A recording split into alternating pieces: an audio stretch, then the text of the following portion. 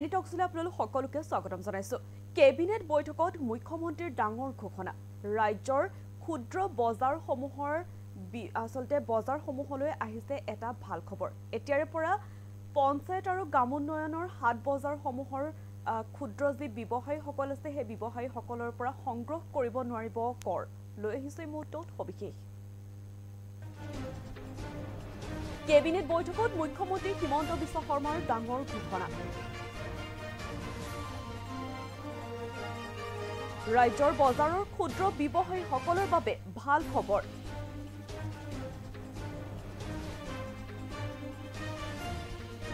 এতিয়াৰে পৰা পঞ্চায়ত আৰু গ্ৰামোন্নয়ন হাট বজাৰসমূহত ক্ষুদ্ৰ ব্যৱসায়ীৰ পৰা কৰ সংগ্ৰহ কৰিব নোৱাৰিব।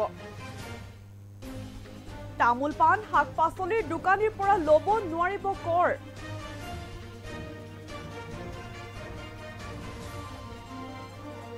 মহলদাৰসকলক নতুনকৈ দিয়া হৈছে দায়িত্ব।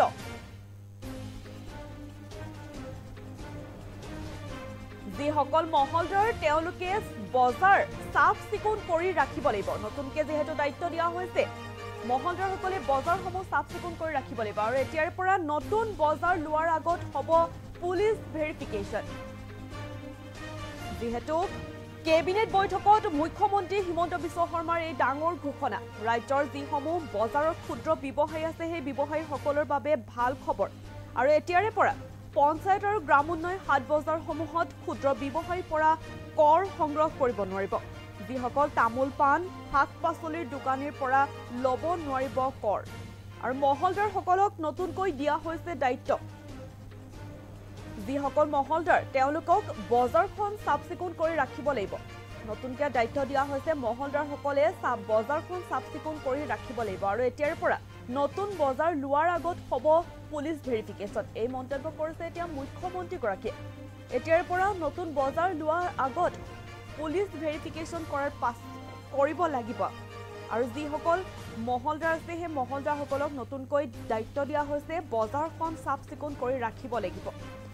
আৰু ৰাজ্যৰ যিসমূহ বজাৰৰ ক্ষুদ্ৰ ব্যৱসায়ীসকল আছে সেই ব্যৱসায়ীসকলৰ বাবে এটা ভাল খবৰ। এতিয়াৰে পৰা পঞ্চায়ত আৰু গ্ৰামোন্নয়ন হাট বজাৰসমূহত ক্ষুদ্ৰ ব্যৱসায়ীৰ পৰা কৰ সংগ্ৰহ কৰিব নোৱাৰিব।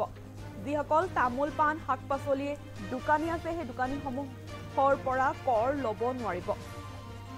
এই মন্তব্য কৰিছে এতিয়া কেবিনেট বৈঠকত এই ঘোষণা কৰিছে মুখ্যমন্ত্ৰীগৰাকীয়ে।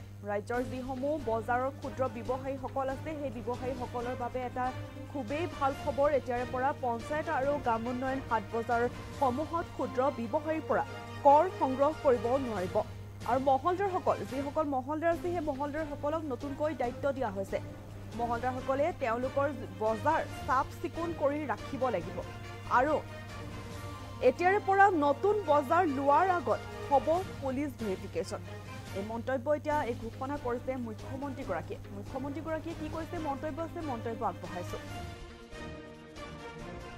আমাৰ পঞ্চায়ত আৰু গ্ৰামোন্নয়ন বিভাগৰ যিখন অসম পঞ্চায়ত ফাইনেন্সিয়েল ৰুলছ 2002 আছিল তাক আমি কিছু আজি সংশোধন কৰোঁ। বাকী সংশোধনবিলাকৰ উপৰিও ইয়াত যিটো ডাঙৰ সংশোধন হ'ল যে এতিয়াৰ পৰা পঞ্চায়তৰ বজাৰসমূহত বা ঘাট বজাৰসমূহত সৰু সুৰা যি শাক চব্জিৰ বিজনেছ কৰিবলৈ দোকানী আহি বহেহি তেনেকুৱা দোকানীসমূহৰ পৰা লেচিসমূহে কোনো কৰ সংগ্ৰহ কৰিব নোৱাৰিব। পাৰ্মানেণ্ট যিকেইটা ঘৰত পাৰ্মানেণ্টলি কোনোবাই দোকান কৰি আছে তাতে তেওঁলোকে টেক্স কালেকশ্যন কৰিব পাৰিব।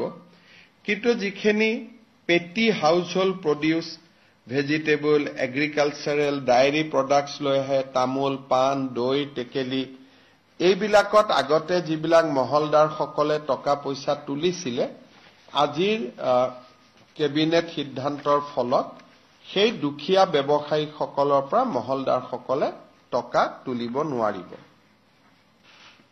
ইয়াৰ উপৰিও যিসকল মহলদাৰ হ'ব তেওঁলোকক কিছু দায়িত্বও দিয়া হৈছে যাতে বজাৰখন চাফ চিকুণকৈ ৰাখে। আৰু বজাৰৰ মহলদাৰসমূহে যাতে বাকি দোকানীৰ পৰা অতিৰিক্ত টকা তুলিব নোৱাৰে তাৰ বাবেও আমি প্ৰত্যেকবাৰে নতুন বজাৰ লোৱাৰ আগতে পুলিচ ভেৰিফিকেশ্যনৰ ব্যৱস্থা কৰিছো আজি আমাৰ কেবিনেটত ক্লাইমেট চেঞ্জ যেটো